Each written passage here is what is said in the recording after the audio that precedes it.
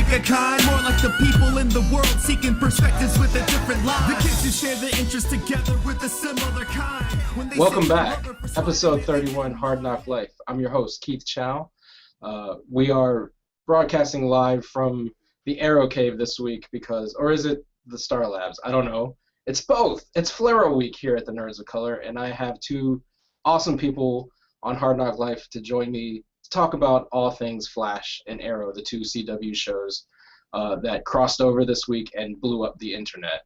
So I want to waste no more time in talking about the fastest man alive and the Emerald Archer and bring on my Flarrow team. You may have been reading their recaps this week and the whole season so far of Flash and Arrow.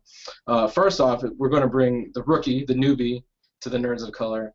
You may have read some of her writings. Again, she recaps Arrow and Flash Force, but she also writes on her own blog, constarwrites.tv, and you may have read some of her writing on blackgirlnerds.com. It is Connie Gibbs. Hey, welcome to Hard it's NOC Life. me. How you doing? Hi. Thank you for being on the show, and thank you for being a part of the Nerds of Color. How's your experience been so far? It's been awesome. I've been connecting with so many great nerds and my fellow Christelle, who we've been tag teaming these recaps with. So that's been awesome, and just the nerd community have been really supportive of these recaps, and of especially during this week. It's been sort of nerd love, nerd Christmas. Oh yeah, I mean, Christmas definitely came early for DC Comics fans, for just fans in general.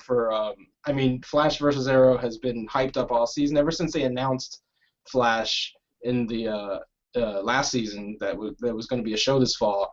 Everyone knew there was going to be a crossover, and I think they really delivered. So before we get into the actual, ins and outs of what happened this past week, what has been your opinion of the Flash so far? I mean, it's brand new. There's only 8 episodes of it to judge. Yeah. But what do you think the guys over on Central City have accomplished so far in the fall season? I think they're doing a great job so far. I think it's a first season, so there are rough patches and rough moments and sort of still figuring out dynamics and things like that. But I think overall it's been presenting both episodic storylines that have been really strong, but also weaving along season-long mysteries and things, and sort of hinting at a lot of stuff really early. So I think that they're really drawing us in pretty quickly, and like I said, the character dynamics are getting stronger and stronger every episode. I think when Caitlin and Cisco appeared on Arrow last season really briefly, and I was just like, oh, hey, okay. And then in the pilot, it was just like, oh yeah, you too. But now I'm feeling more and more of a stronger connection to those two characters. Yeah. So I think that they're doing a really good job of really developing them and finding where they are so far. So all of that's been great, and I mean, it's been doing really well as far as I can see, ratings wise and numbers wise and things like that. So it's been a good start. Yeah, no, I mean, I've said this many times, even on the blog. The Flash is like my favorite television show ever. I mean, it really is. Yeah. And the fact that, like you said, it's still in its first season, so it's got the typical first season, getting the first season bumps out of the way. But if this is like the weak first season that most shows go through, I'm like psyched to see what because most shows get better season 2. Oh yeah. It's pretty good already, season 1. So. I was telling someone today that, especially, I mean, I love Arrow, but in comparison of their 2 first seasons, I mean, this is immediately knocking out of the park. And I mean, the ratings for the premiere were they record-breaking, skyrocketed past Arrow's premiere, obviously, and obviously there's hype and stuff that led up to it, right. But in terms of just the writing, and I know it's the same creative teams, so clearly they've learned from their season 1 Arrow mistakes and have sort of fine-tuned it so that when they go out with the Flash, they've been knocking it out of the park. So right, yeah. Well, and speaking of our friends in Starling City, I want to go ahead and bring on our next guest. She is the returning champion this week on Hard NOC Life, making her 2nd appearance in a row. Again, you may have read many of her recaps this season so far on The Flash and Arrow. Welcome from California, Christelle. Hey, Christelle, how's it going? Hi. I sped on over. No, just kidding. I was like, I You gotta really was duck up. We can't see your shirt. Oh, yeah. Team Barry. No, I don't want to do that team stuff because I love both of them. Right.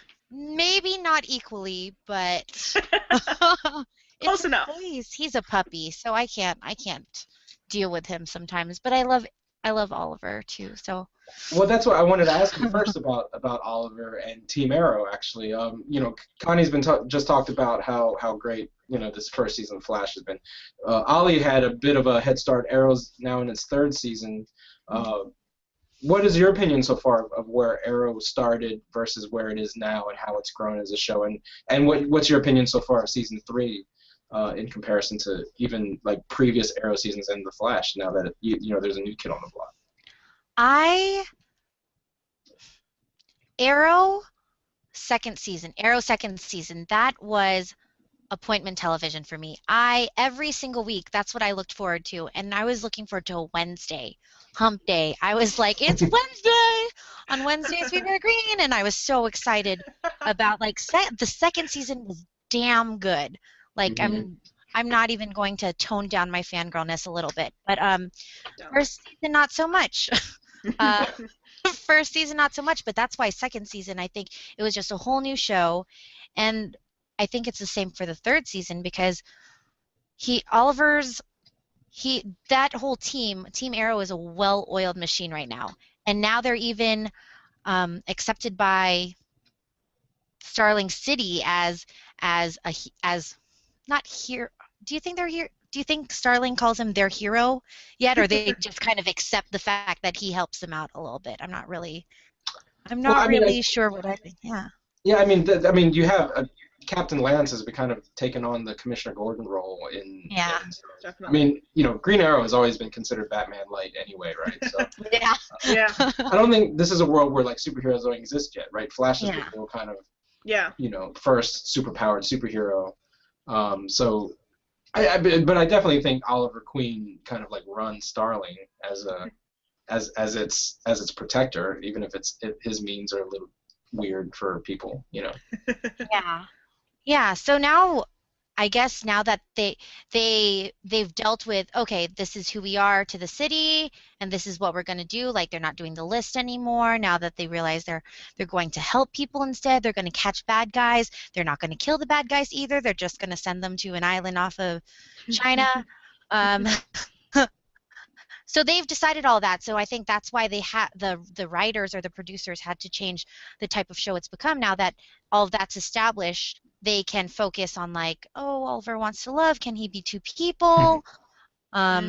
Dig is married, not married. And now I think everyone knows that Oliver is the Arrow. So there's so much more of people are working with him. There are so many people in that foundry now all the time. I really want them to watch movies in there and I mean, Ollie already banged in there with Sarah, but so I mean they just have to have dinners, and Thanksgiving was such a waste. They could have done a Friendsgiving in there. Yeah. I'm actually with you on the fact that season 1 Arrow. I was out after 3 episodes. Me too, actually. Me too. Are we all Netflix season 1ers? Yeah. Well, I actually didn't even Netflix season 1. I watched the first couple, and I think I parachuted in and out during season 1, but I never really got into it. So what I think CW aired a hour-long recap of season 1 right before season 2 started. Yeah. So I just watched that. I was like, oh, so there was an earthquake in the Glades. Good All enough. Right. Yeah. Tommy died? Oh, okay. Wait, there's a Malcolm Merlin? That's pretty cool. I didn't know that. So I kind of missed. I actually need to go back and probably rewatch or actually watch for the first time many episodes in season 1 because It's interesting. Yeah, especially those last. Maybe I want to say the last 5. That's where they find their groove. That's where they give Felicity a lot more lines. Yeah, for me, I think that the show really hit its stride, and I feel like people say this number, and then for me, it's the felicity of it all is that sort of episode 14. Once she's officially a part of the team, that's when things change. I think her character. I mean, I hardly, I mean, unless you're like, stop with the shipping.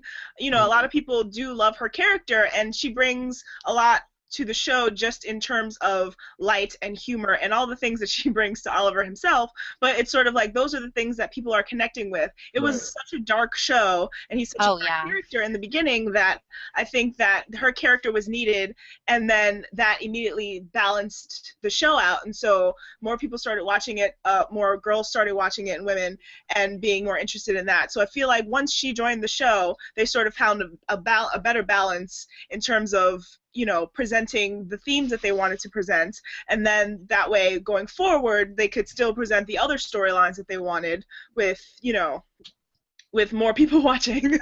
Yeah. Oh, with more people. Yeah. With more of an audience. Well, and I think the other thing about the early season, or at least season 1 Arrow, and early season 1 Arrow, is that I felt like this kind of plagues. This is what I call like the Nolan effect. Sometimes it kind of plagues, especially like DC Comics live action. Is it like not wanting to embrace its comic bookiness, right? Yeah. And I felt like season 1 was kind of a victim to that. They wanted to. I mean, and this is how superficial I am. One of the first things that I was like, no, I'm done with the show is like they called the city Starling. And I was like, why has it got to be Starling? Why can't you call it Star City? Because that's where Oliver Queen is from. And you know, just little things like that, and like him not wearing a mask, and all of the super gritty. I mean, season 1 was just kind of like their take on Batman Begins almost. It was like, how can we make this gritty? How can we make this real world? Because that's what they would always mention, right? The EPs would always be like, yeah, we really got this from Nolan's Dark Knight trilogy. Like, every frigging interview. Yeah. And I was like, but he's Oliver Queen, though. Like, you got to separate it a little bit. Like, they were trying to just make that, because it was so big, and they were just trying to, I don't know, sorry. I was going to go on a rant. No, that's fine. That's why we're here. We're here for ranting. I mean, I feel like they were definitely capitalizing on. I mean, it hadn't been too long, like when they premiered, it hadn't been that long since Dark Knight Rises came out, so obviously they were trying to capitalize on it, and I don't even know if it's necessarily like the writers like, yes, this is what we want. It's like, I'm trying to think of like, hey, the network's like, this is easy marketing, so talk about it. Yeah, talk about it. And then eventually they were able to sort of shy away from that once fan reaction came and it was like, you don't need that. You don't need to present it that way. Mm-hmm. And that's the strength of season 2, and I think, you know, it's pretty much fan consensus that with season 2 of Arrow, that's when they really started embracing their comic book roots. I mean, you know, you had Deathstroke, and like it wasn't just like Slade Wilson. I mean, he was Deathstroke, even though they telegraphed it in the first season with the mask on the island and things like that. You know, the full blown reveal of Slade in his Deathstroke costume, like sometime like halfway through season 2. Yeah, was like, that was like, you didn't think, I never thought I would see a live action Deathstroke look so cool on television, you know. Nice. And so I think to circle back to the Flash, and I think for me, one of the strengths of this early part of the Flash's life, and hopefully it has a very, very long life on television, is that they went there really quickly, right? Like, they didn't, you know, I'm actually wearing a Smallville T-shirt because that was like my first real, you know, that's the granddaddy of like what you're seeing on the CW now, and I feel like even with Smallville that they kind of purposefully hindered themselves when they did their no tights no flights edict, and was like, we want to tell a Superman story without all of the trappings of Superman, which was revolutionary in 2001, but also, you know, it took them 7 seasons to really start embracing the fact that they're a superhero comic book show. And I feel like the thing with the Flash, I mean, maybe because he's the fastest man alive, they are not wasting time to get to the good stuff. I mean, we're 8 episodes in, and this is in most kinds of similar shows. They're going to wait maybe for like a season finale or like a season premiere to bring in their main baddie, and it looks like next episode is all about the Reverse Flash, which is pretty mind-blowing at this point. And I think, to me, that's what separates so far 8 episodes into season 1 of Flash from both Arrow and even Smallville, you know. Yeah. I agree. And I think they learned from the first season of Arrow in terms of like people were like it's taking so long to get. I mean, they sort of I think their theme seems to be episode 8 or 9. You know, basically around the fall finale of like introducing these things. I think Deathstroke was revealed, or Slade Wilson was revealed to be alive in the present in episode 8, and then I think episode 8 of season 1 is the Dark Archer episode. I'm not 100% sure right now. So it's like they sort of that's their thing, I feel. So they learned from season 1 of like, oh, okay, we can go at this faster. And I think I've heard Stephen Amell in some interview that he's done, or maybe the EPs saying that, you know, they're not interested in taking things slow, and I feel like they're just ready to like get into things.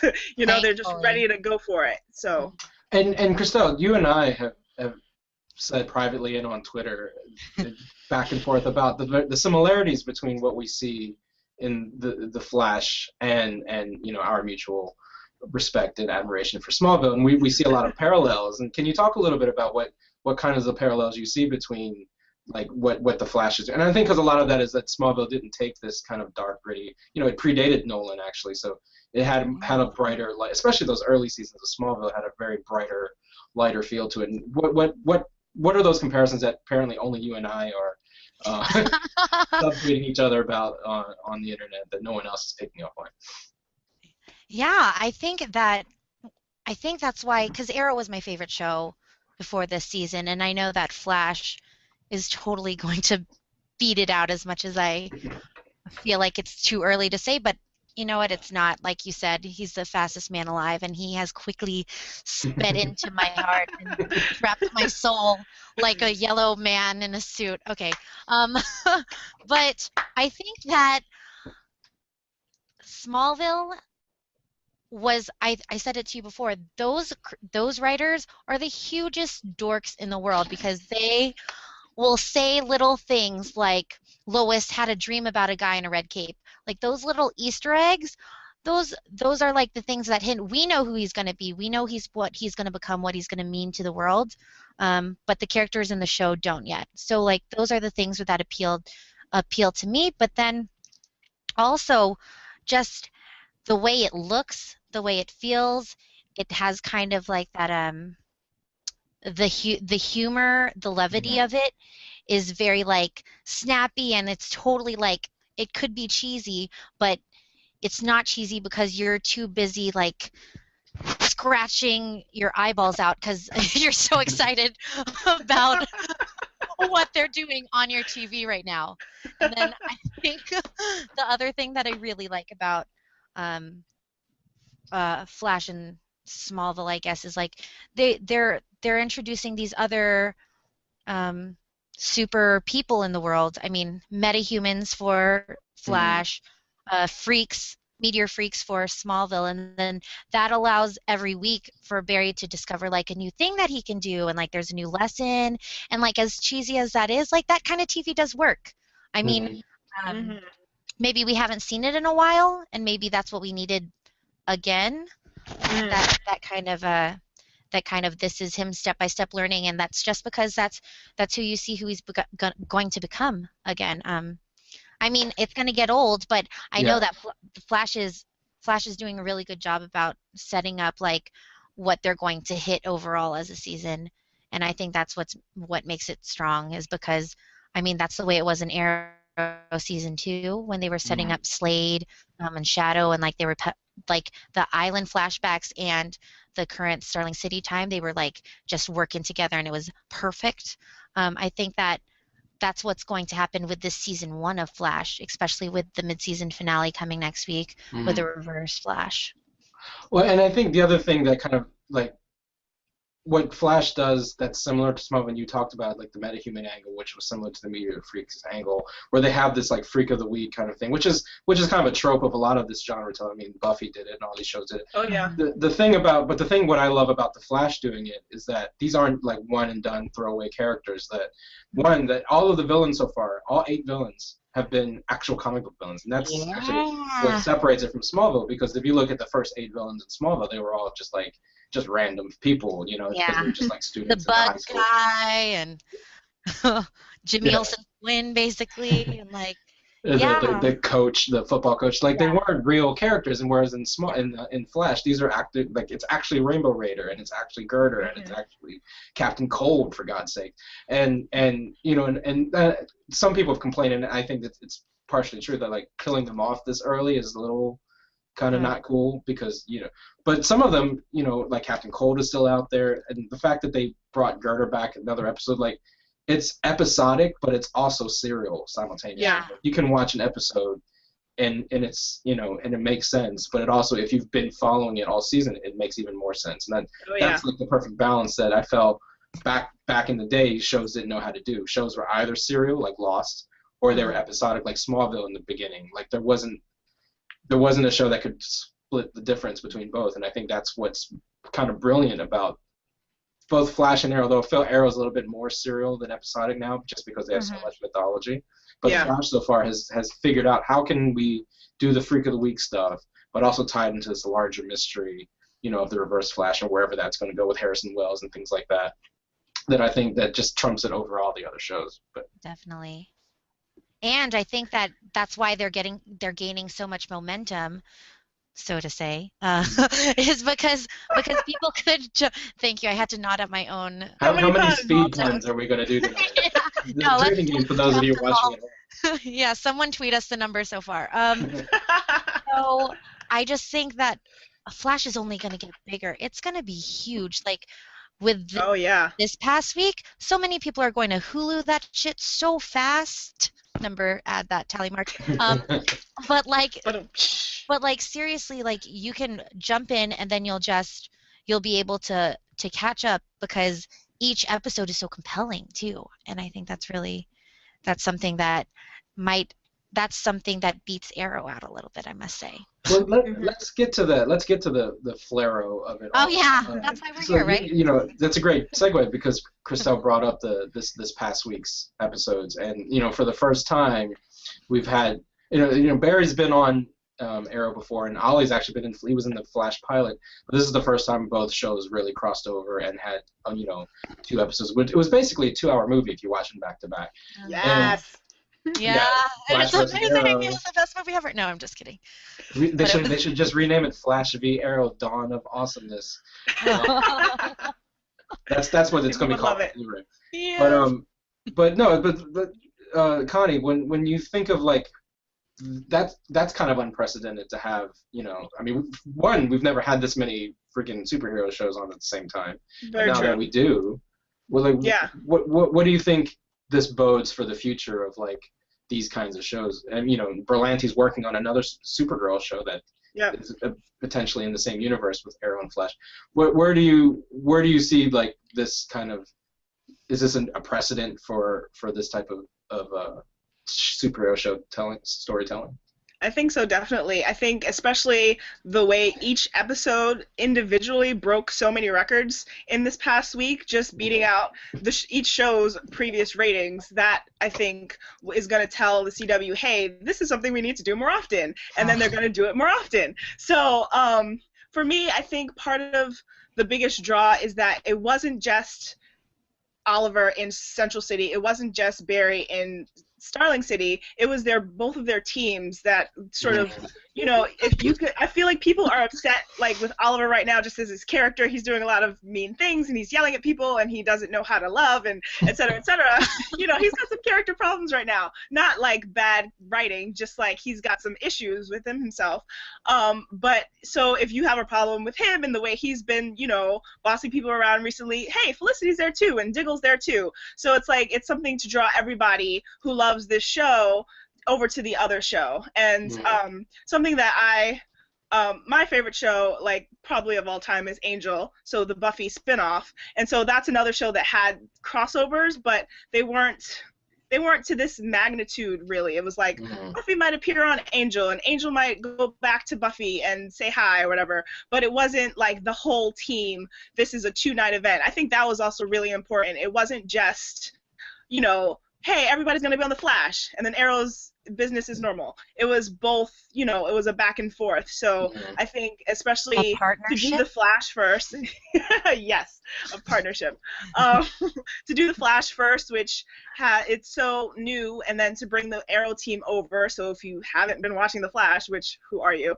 But you watch Arrow, it's like, hey, I'm gonna watch this. And Flash is the flashier show, and it's the lighter show, and it's the funner show. So, you know, they were able to bring that, and it's like, oh, great, this is fun, this is awesome, and then bring you over into Arrow, which is the darker show and has more, you know, more time, more mythology, as you said earlier. So, you know, and it's sort of a way to adjust you to each show's tone, I guess I'd say. So I think this is something that's definitely gonna. I personally hope, just because it'd be a nice like nod if like every episode 8 was some sort of crossover, some sort of nod. It'd be something to look forward to throughout the year.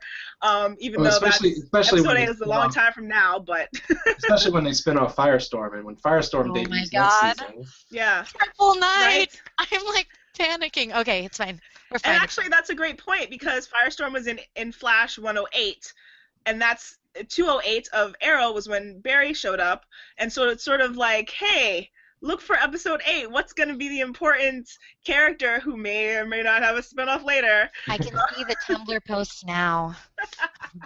So, you know, it's sort of, it's a nice, they know how to lay the groundwork really well, so that when it comes back around later, you can be like, oh, hey, there was a pattern there that they were preparing, you know, ahead of time. So I think that that's really cool. So this is definitely something that's going to continue to happen, especially just because ratings mean advertising and money, and it did so well. Let's do it again. Let's get those numbers again, you know? We're so entitled as fans. We're like, every episode needs to be Flarrow. All of them.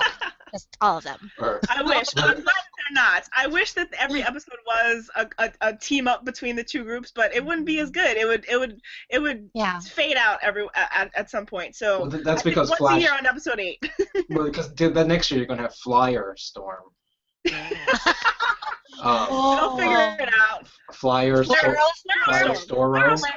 Flarrow. Super Flarrow Storm. Flarrow Storm. Super Flarrow Storm. Storm at him. I'm trying to add it. Yeah, you know, there comes a point when all the like word mushing gets a little ridiculous. But I think, and this kind of brings me to something. We're gonna like move out of the television screen for a little bit, but there was a Forbes article that talked about how the CW verse, at least, because Supergirl doesn't exist yet, so we're not going to talk about her. But the CW verse of Flash and Arrow so far has kind of taken what Marvel did in the movies, this idea of like laying, like I think Connie said, laying the groundwork of building a larger universe beyond just your one property, and using like B-list level, you know, because as much as we love Flash and Arrow is not Batman and Superman, right? Like, they are the B-list of the DC Comics. And it's just interesting to me how like DC / Warner Brothers seems to get it on the TV. Yeah. But they're having a harder time kind of figuring out how they're going to do it movie wise. But you know, DC's had the TV game on lock for a long time now, and it's just I'm actually more invested in the TV verse of DC Comics than I am in the movie verse. And I just wonder, you know, it gets to a point where by the time the Batman v Superman it's still like another year and a half before that movie even hits we won't see a trailer for that for another year, right? Mm-hmm. By the time like the DC universe on the big screen gets into full gear, like the TV verse is going to be like chugging along this well-oiled machine. I'm wondering, will people even care? I mean, I know the Suicide Squad announcement kind of like flared up a little bit on the internet. It took some of the Flarrow juice away, which I think is interesting because Stephen Amell actually called out DC Comics for stealing Barry's thunder. Lightning. His lightning. Stealing his lightning by the announcement of Ezra Miller as the Flash in the movie. So, you know, I wonder what is it. So let me ask you guys, what is that going to mean? Are we going to like draw lines between who's the fan of like the movie verse and who's the fan of the TV verse? Because this is very reminiscent to me, to bring it back to Smallville once again, that Superman Returns came out during Smallville's 4th season, and there was, you know, if you were a fan on the internet during that period, there was definitely a line of demarcation between Superman fans. You either were a fan of Brandon Routh and Superman Returns, or you were a fan of Tom Welling and Smallville, and never in the twain shall both meet, right? Yeah.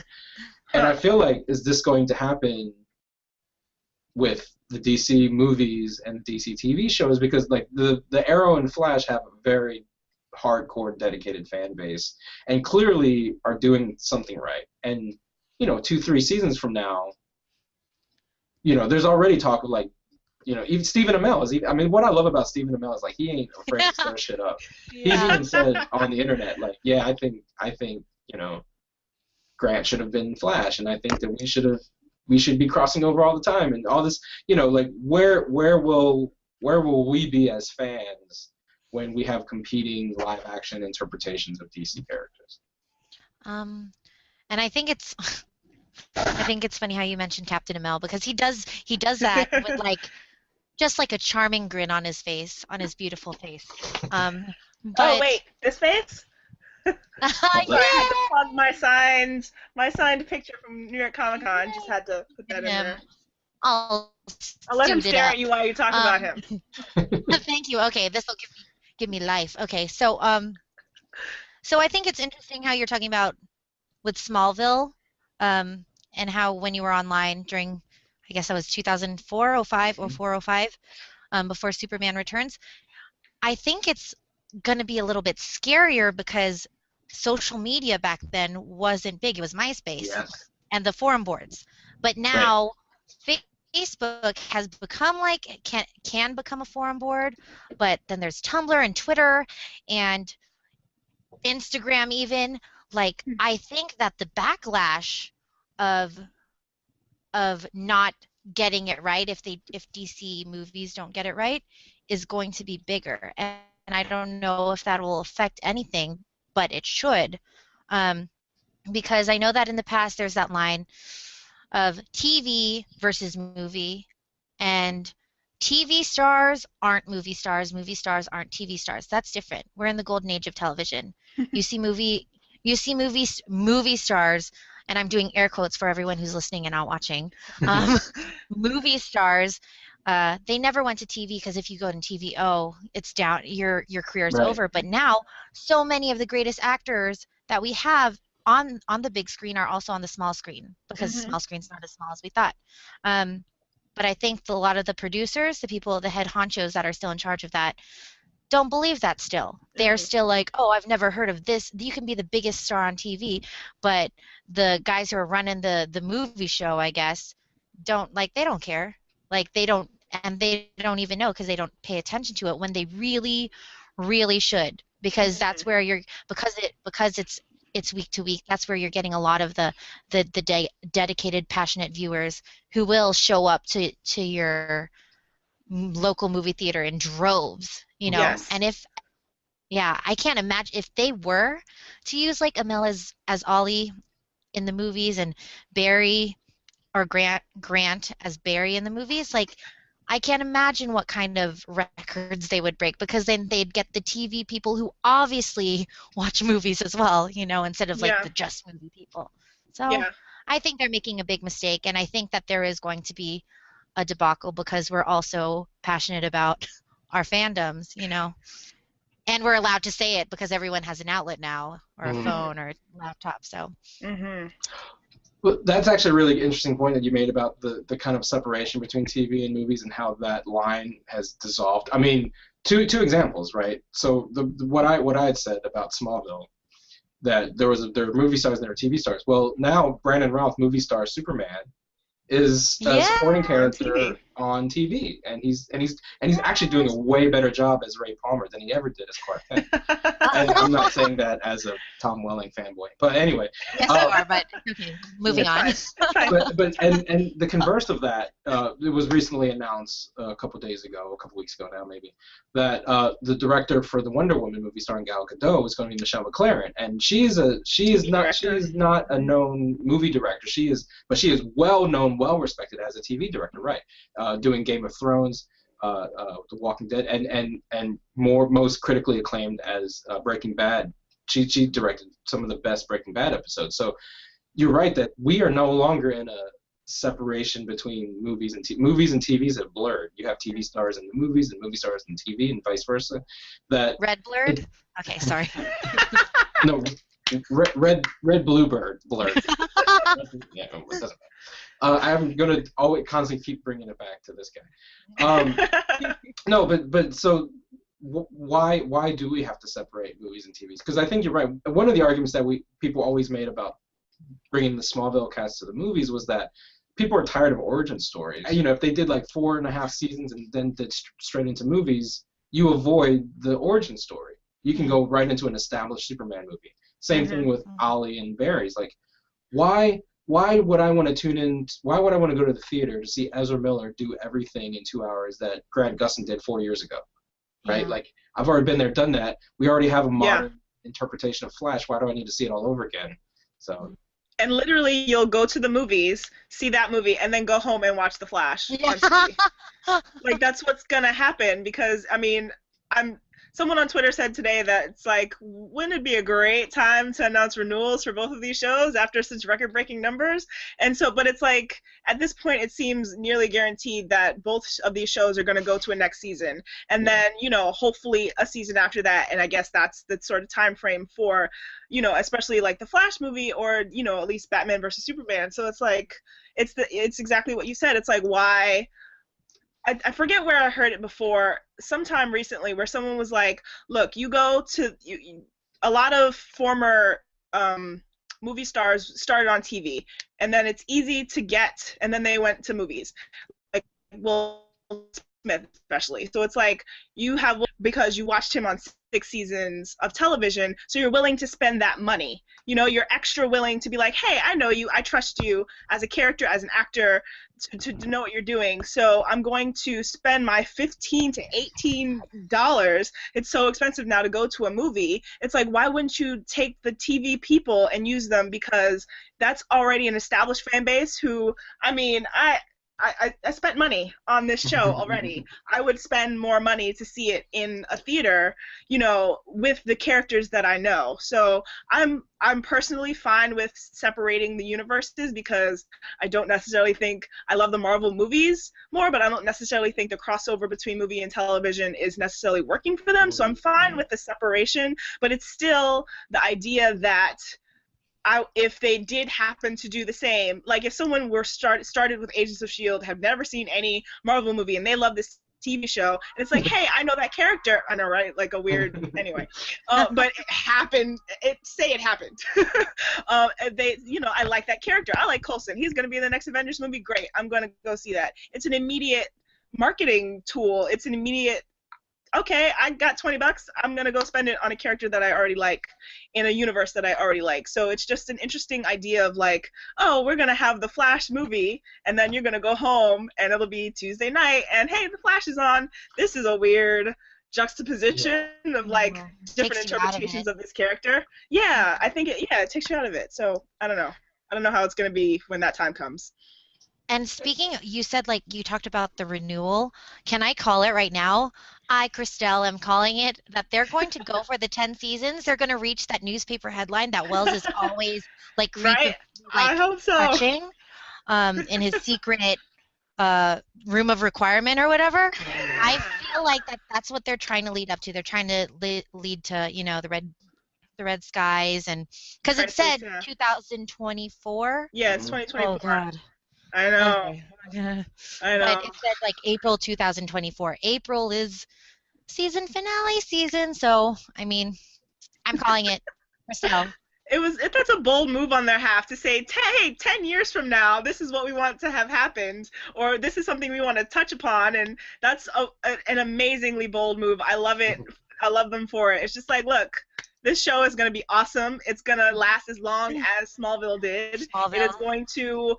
I mean, that's not a finale idea necessarily. Like the newspaper headline isn't a finale like the Flash has died or anything like that. It's like the Flash goes missing, and then there could be story after that. So it's like, look, we're gonna have 10 plus seasons. That's a bold move on their half, and I love them for it. It's great. One of the other, and you guys have touched on it a couple times already. One of the other big appeals of Arrow especially, and even Flash now that it's on the scene, is the idea of relationships, and not just the romantic pairings between, you have those what is the word when you mush two words together? A portmanteau. Portmanteaus of Felicity, and you have, I think it's West Allen on Flash. Like, you have these, ships, basically. That's what they're called. That's what they're called in internet lingo, kids. It's the ships on both shows, and that's a major fuel source for the fandom. But in, beyond that, I think the relationships between a lot of the characters is what drives the shows, because you have, like, Diggle and Roy have a thing where, like, people like seeing them together. People like seeing, Cisco and Caitlin together on Flash, and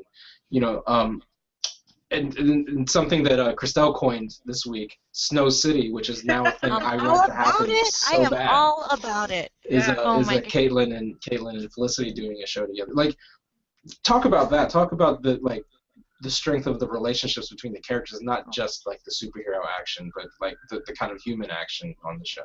Are you aware of what you're asking, Keith? Like, I am scared right now that we are gonna scare people, or Maybe we're just gonna make people mad. But okay. Well, let's talk about that first. It's like, why do you think, like, Christelle mentioned earlier about, like, 10 years ago was a different time when you were a fan of a show like this. We keep going back to Smallville, but there were definitely, like, ships on Smallville. You had, Klana, which was fucking Lana. You had how do you pronounce, like, Schlark, which was like Clark. Chloe You have to just do it kind of like the way Stewie says "Cool Whip." I think you would say, like, Clark. say like Clark. Clark. And then you have Clark, because it doesn't make sense. Sorry. Yeah, okay. Eventually be, Clois and all that. All these kinds of portmanteaus of, like, Clark, and then Klex, of course. There was always Klex. Klex, I love Klex. Yeah. The slash fiction version of Smallville.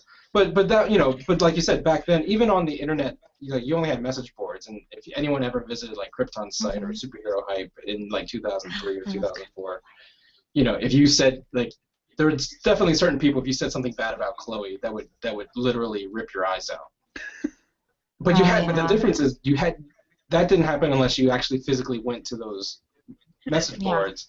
Now, if you say, you know what, I think Ollie and Laurel belong together, I'm just spitballing here, you will literally have your mentions will, like, oh my jump goodness, to 1,000, and you will have death. Oh, I know. Like, is it just because the people have just more access now, or is it, like, have crazy people always been around that, like, you don't like my ship, I'm going to kill you? Yeah, I think so. Yeah. I think it's the easier access. Oh no. I think it's the more easily accessible ability. It's still easy access when you say accessible, but it's I think that it's so fast, you can do it more quickly. I think that and now trolling is just a thing. Yeah. I think that people are, you can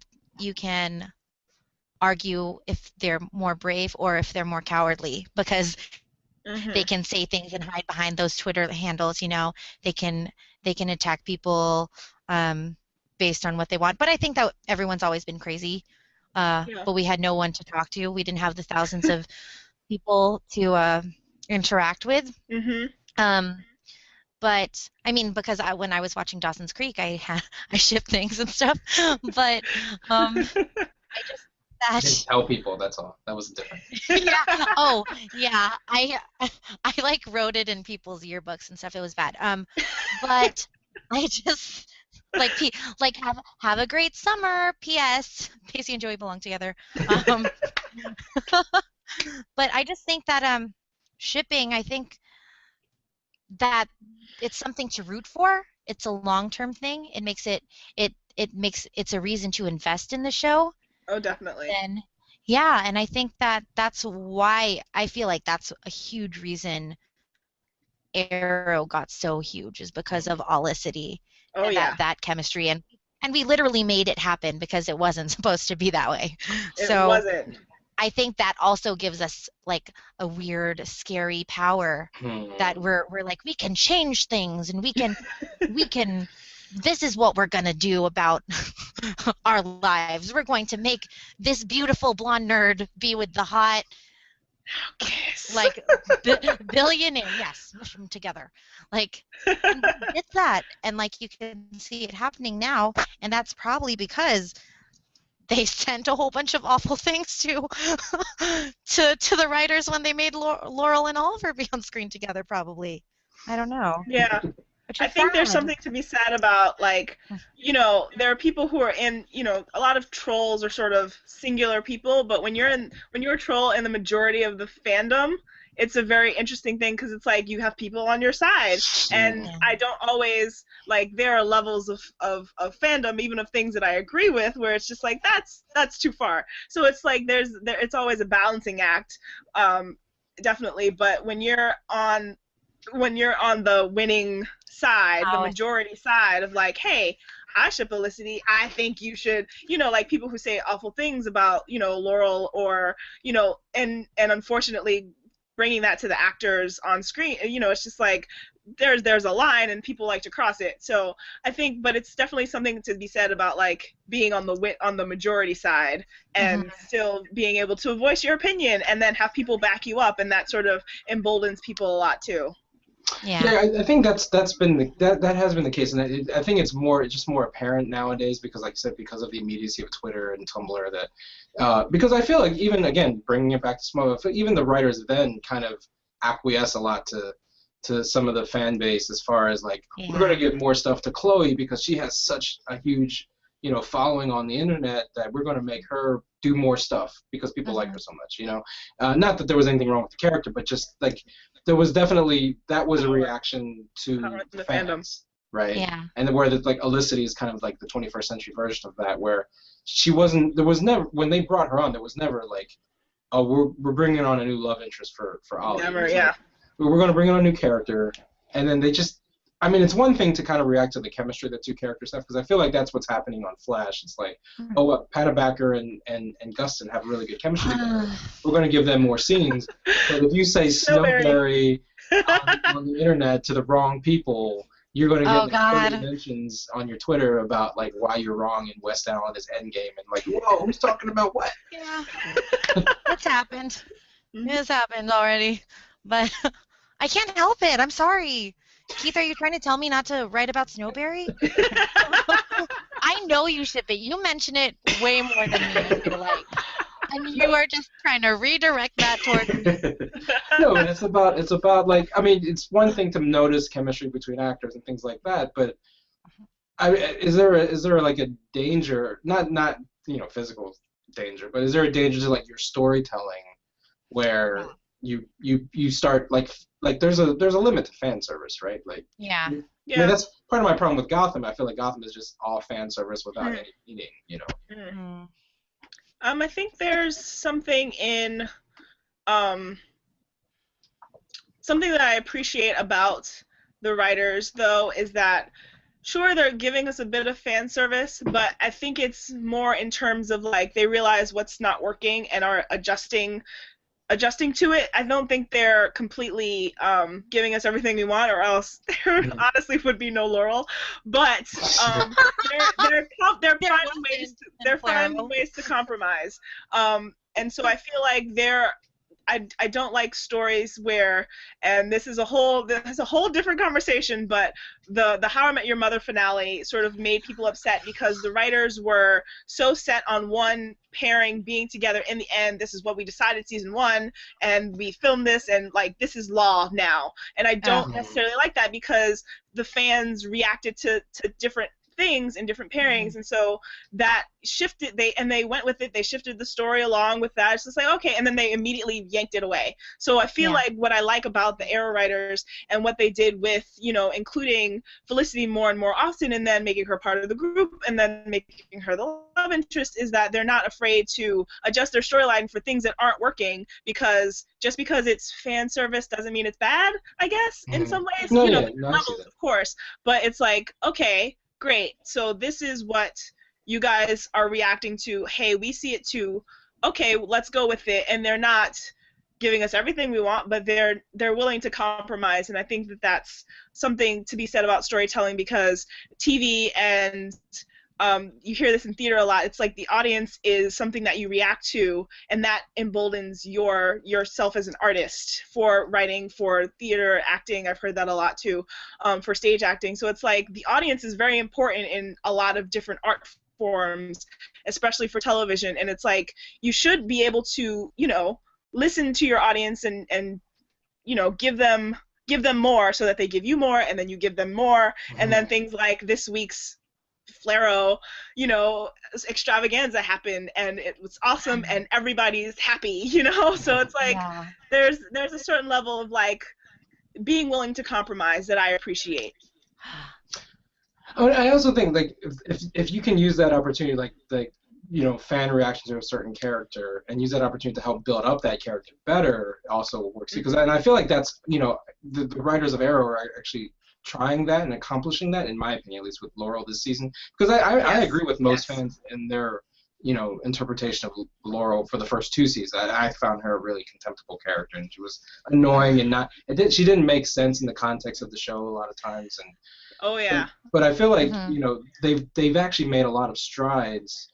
And I think it helped that it didn't help in season 2 when Sarah was so cool. It was like, oh yeah, that's awesome. That's a really cool thing. Perfect. That's what Black But I actually feel like it seems like to me that they had the long game, and they knew Laurel would eventually become Dinah Lance and be the Black Canary of the comic books, but they were giving her had a longer game for her. And I feel like though that the people reacted so negatively to her so soon that I feel like some people aren't even going to give her a chance, even if the storyline ends up being really well done. I think people just dislike the character so much that But I do see the way that I do see an opportunity in the future for me to like Laurel.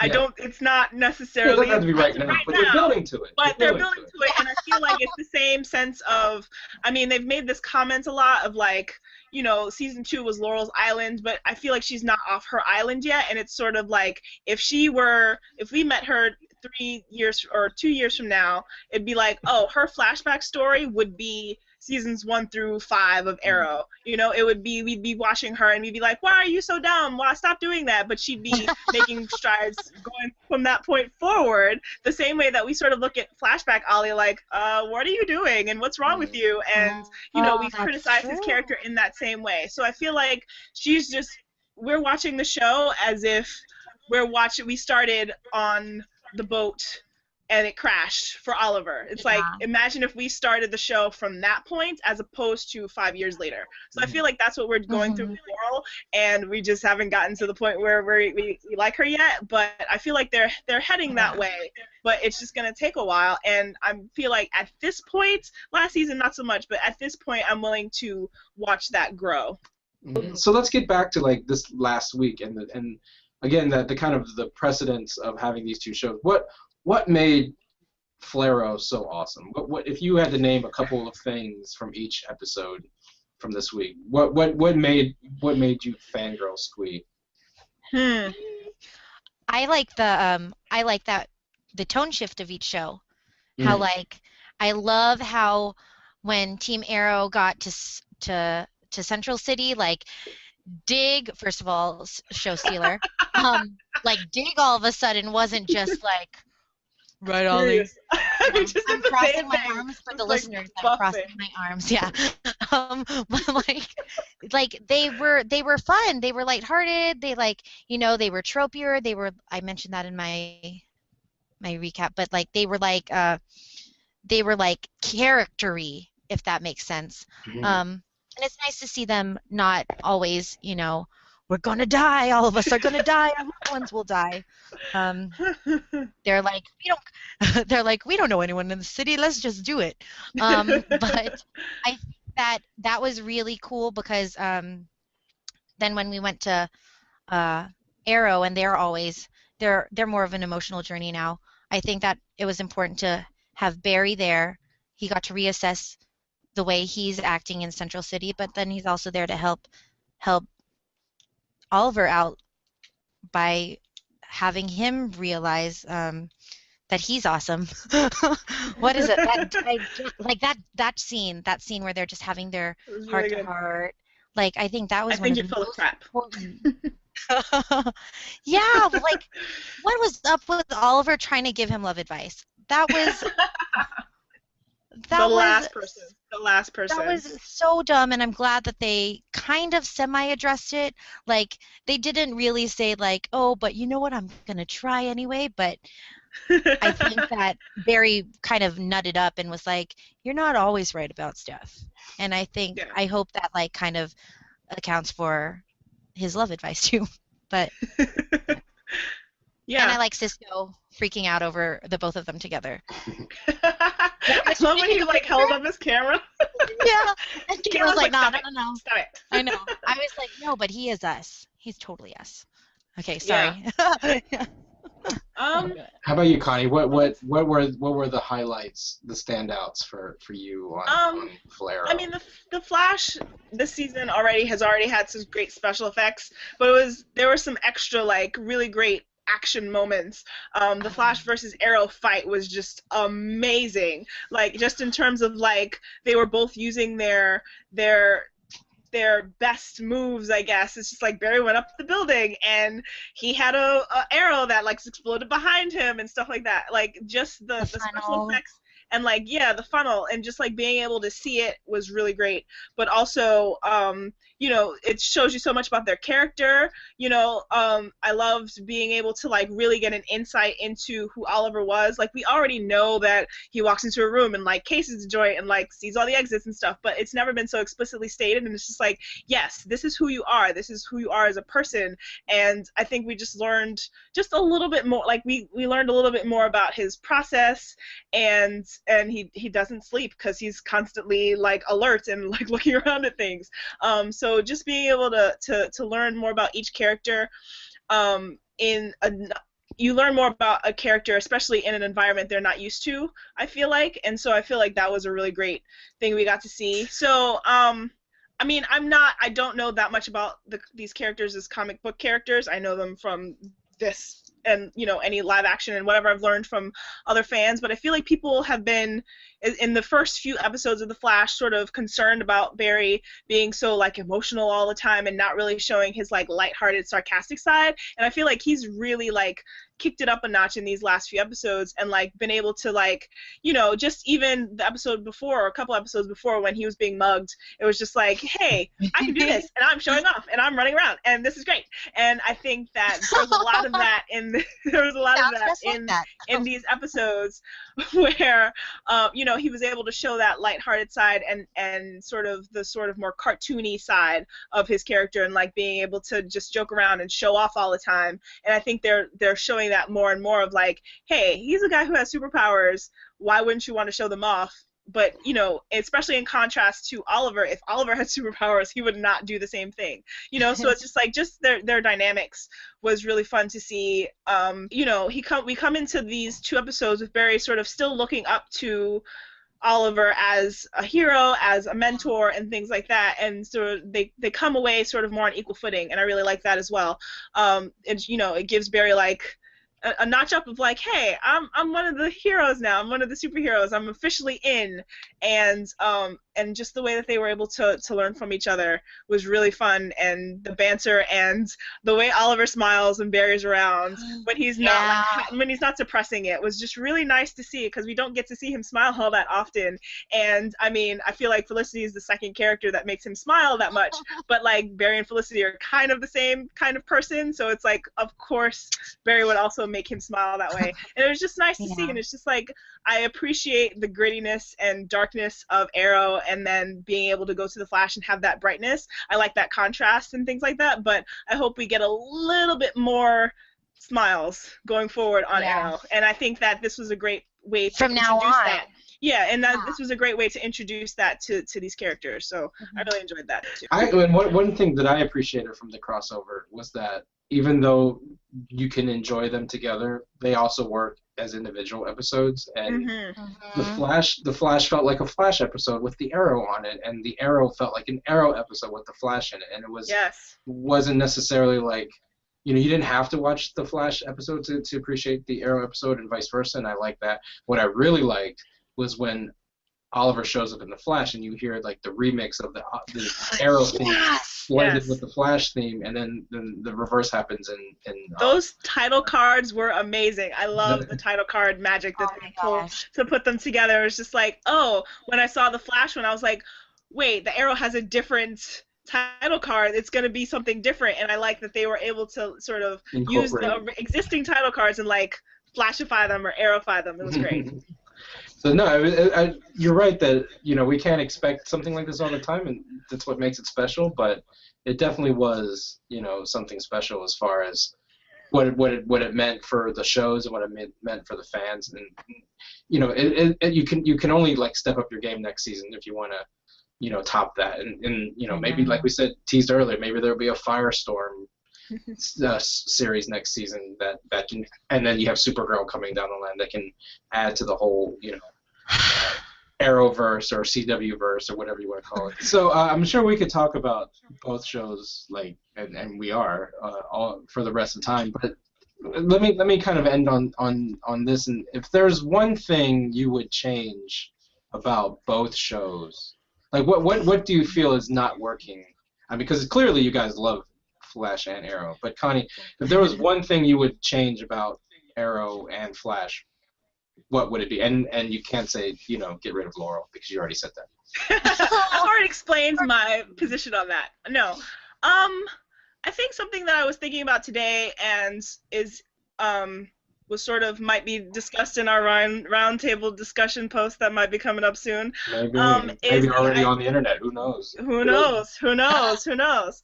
Time travel is so crazy. I'm Harrison Wells. H.G. Wells? Okay. Yes, thank you for pointing that out, because it's amazing and I'm like mind blown from it. Anyway, I think something that is struggling this season on Arrow in particular are the flashbacks. I think in the crossover episode, it was the strongest flashback, not necessarily, I don't know. I was, in my recap, I was just like, and this is what happened. It was sort of like, here, let me get it out of the way. But in terms of like telling a story that was important to Oliver in the present and connecting those two worlds, I think that was the strongest it's been this season in terms of like, oh, this is about how, and it was an important pivotal point in Oliver's life in the past of like, oh, this is the first time he's had to torture someone, and this is directly related to the present and his feelings on that moment in his life. I feel like in season 2 of Arrow, the flashbacks had a goal, like, oh, we have to get off the island. Oh, this is a point. Oh, hey, we have to go get that thing and remove it or whatever. Or we have to go find the Mirakuru on this thing. They had like a goal. They had a place they were going. So every time we watched it, there were stakes. There was a trajectory that we could see. I feel like in the flashbacks this season, we don't have that yet.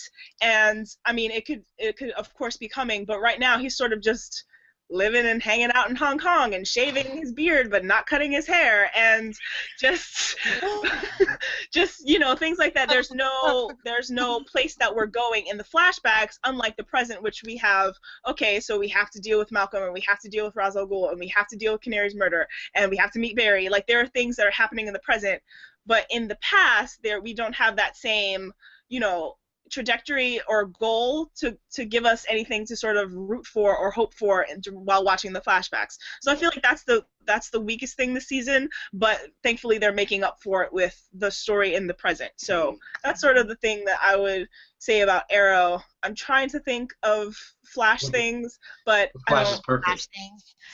I mean, it's not perfect, but I don't know. I just have a stronger feeling about my Arrow thing than my Flash thing. Well, let's swing the Flash question to Christelle. If there's one thing you would change, or not change, but if you think there's one thing that because we have to remember that it's only 8 episodes into Flash. Yeah. If there was one thing you could hope they improve upon, what would it be? I am excited for, I mentioned it in one of my recaps, that Iris West is getting a little bit of more of a backbone, I guess. I feel like she's Candace Patton is so beautiful, and like she has these eyes that kind of sparkle. Like I feel like they sparkle, right? And so that's why Barry, obviously, and because they grew up together and they love each other and they have a bond. But I just feel like otherwise, there's no reason for the audience to be as in love with her as Barry is. I think she's kind of, you know what? Sometimes she's a little bit boring. She's a little bit vanilla sometimes. Like she's just like there. She's funny. She makes the pop culture references that'll get the CW their cookies. Their quota. Like she mentioned like twerking in the pilot, and I was like, oh no, why? In 10 years, my kids are going to be like, what's that? But while you're watching your season 1 Flash DVDs. Yeah. I'm sorry. My Blu-ray. Streams, yeah, whatever. Yeah. It'll be a hologram. But I just feel like Iris West, we had no real reason to like root to think that she was deserving of Barry, other than that she's like an awesome girl. But there's nothing that's interesting about her. That sounds awful. There's nothing that was like uniquely interesting about her. Sorry, Iris fans. But I think that with her kind of like her wanting to show Central City that like this is a hero and this is someone that we all need to rally behind, I think that's interesting, and I'm glad that she's not a damsel in distress, but I mean she could be one. There's still a lot of time for them to like I want her to become a reason to become a favorite character, a fan favorite, you know what I mean? Especially since she's so important. You know, and I mean, maybe if they do reveal that she's going to be from like the future, then that'll do it. But as of right now, I'm not as impressed with her, character-wise. And we joked earlier about how like Flash versus Arrow is essentially like a low-rent Superman versus Batman, because they touch on the same themes. Like Connie had written a really interesting post about like the different heroes' journeys that Barry and Ollie went on. But there, you know, and I feel the thing is, but I feel like the Flash versus Arrow, you know, 2-night extravaganza kind of gets at the point better than what I think Superman versus Batman is going to get at. You know, I don't think Batman versus Superman is going to be as I don't put it this way. I don't think Zack Snyder and whoever wrote it, Chris Terrio, will understand what Batman versus Superman means the way that Berlanti and the guys at Arrow and Flash understand what Flash versus Arrow means, right? Mm-hmm. Like I could be completely wrong, but I don't think so, partly because I think they're basing Batman versus Superman so much on Dark Knight Returns that they kind of miss the point of what it means. That one, and also because Superman in that universe doesn't seem as light and happy as Barry Allen on the Flash. So. No, he's always angsting with his big, beautiful eyes. And sorry, I know I keep talking about people's eyes, but they're the windows to the soul. They are. They are. I want to thank my guests tonight. This was really fun. We should do it again. We'll probably do it many times, as Flash and Arrow will have long lives on the CW. Oh my gosh. I want to thank my guest tonight, Connie Gibbs of Constar. You can find her on Twitter at Constar24. That's so much fun. And I also want to thank my other guest, Christelle. You can find her on Twitter at ChristellXOXO. Thanks for being on the show. Yay, it was fun. Just have to plug this one more time. Talk about Flarrow. Yeah, I know.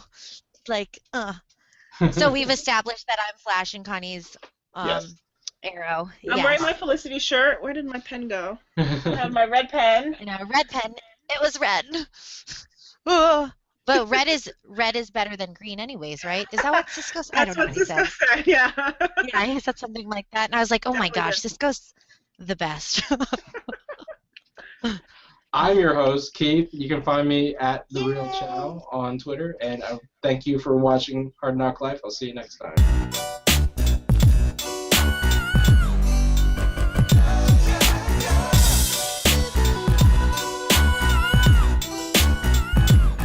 Well, it's the NOC in full color, you see me? The Hard NOC Life, comics, movies, and TV, yeah. Pop culture with a different perspective. Watch it on your screen, hit play, so check this. This is the Hard NOC Life, but not the chica kind. More like the people in the world seeking perspectives with a different line. The kids who share their interests together with a similar kind.